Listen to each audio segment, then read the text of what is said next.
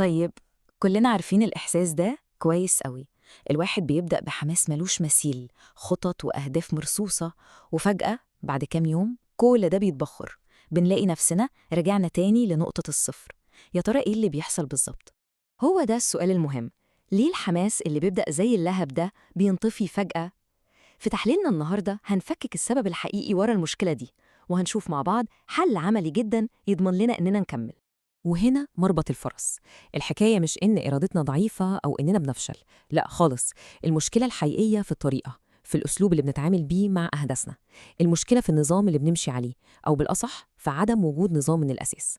أول جزء معانا بيكشف أكبر وهم بنعيش فيه، فكرة إننا لازم نفضل متحمسين طول الوقت عشان نقدر ننجح.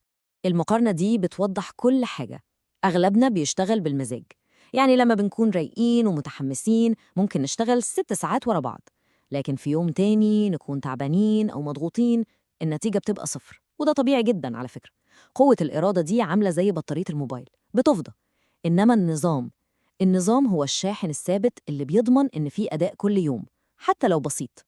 ودلوقتي نيجي للغلطة الكبيرة اللي بتهد أي خطة مهما كانت معمولة كويس. الجملة دي حقيقية جدا وبتلخص المشكلة كلها. واحنا بنخطط بنكون في أحسن حالاتنا، متفائلين، طاقتنا في السماء، دي النسخة الأفضل. لكن تاني يوم وقت التنفيذ بقى بنقابل التعب والضغط والمشاكل، بنبقى النسخة الأسوأ. وخططنا المتفائلة دي مش معمولة أصلاً عشان تتعامل مع النسخة دي. وعشان كده لما بنحط هدف زي هروح الجيم كل يوم أو هذاكر 4 ساعات يومياً، إحنا كأننا بنفترض إن كل أيامنا هتبقى مثالية. وده طبعاً مستحيل. وأول ما يجي يوم صعب واحد الخطة كلها بتقع. طيب والحل؟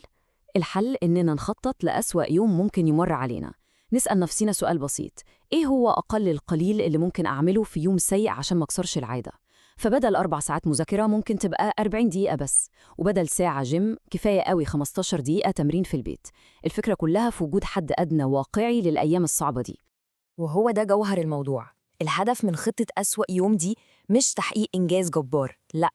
الهدف الوحيد هو الحفاظ على الاستمرارية، إن سلسلة الالتزام دي ما تتقطعش، إن اليوم ما ينتهيش بنتيجة صفر. وده بقى بينقلنا للقاعدة الذهبية اللي بتشغل النظام ده كله. قاعدة بسيطة بس مفعولها زي السحر.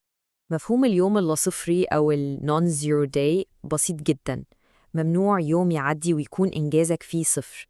لازم نعمل أي حاجة مهما كانت تافهة ليها علاقة بالهدف. خطوة واحدة بس عشان نفضل ماشيين ومنقفش.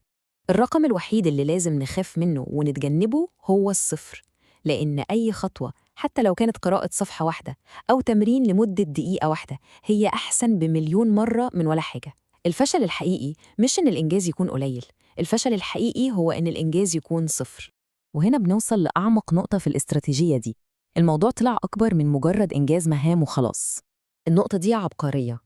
قوة اليوم اللاصفري مش بس في الشغل اللي بيتراكم، لأ، دي في الهوية الجديدة اللي بنبنيها لنفسنا. كل فعل صغير بنعمله بيبعت رسالة لعقلنا عن نوع الشخص اللي احنا عليه. شوفوا التسلسل ده بيحصل ازاي. بيبدأ بفعل بسيط جدا زي هذاكر 20 دقيقة. لما الفعل ده بيتكرر كل يوم العقل بيبدأ يصدق إننا فعلا ملتزمين. ومع الوقت الهوية الجديدة دي، هوية أنا شخص ملتزم، بتبقى أقوى بكتير من أي شوية حماس مؤقت. الجملة دي بتلخص الفلسفة كلها.